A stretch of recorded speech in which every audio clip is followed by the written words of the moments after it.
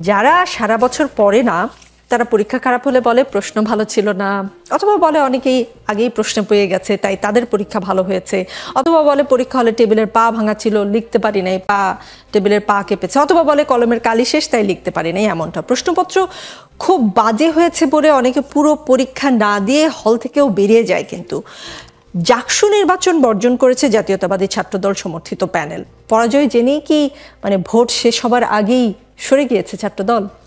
সার্বিকভাবে যদি আপনি বিবেচনা করেন তাহলে কেবলমাত্র ছাত্রদল নয়, অন্যান্য যে প্যানেল আছে তারাও কিন্তু এই ভোটটিকে স্বচ্ছ পরিচ্ছন্ন এবং প্রশাসন তার দায়িত্ব সঠিকভাবে পালন করেছে এমনটি মনে করছে না।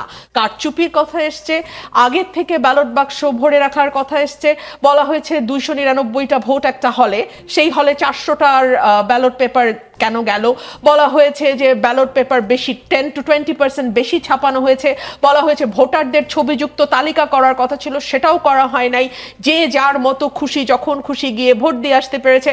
এবং সম্মানিত তিনজন শিক্ষক এই নির্বাচনটিকে বর্জন করেছে।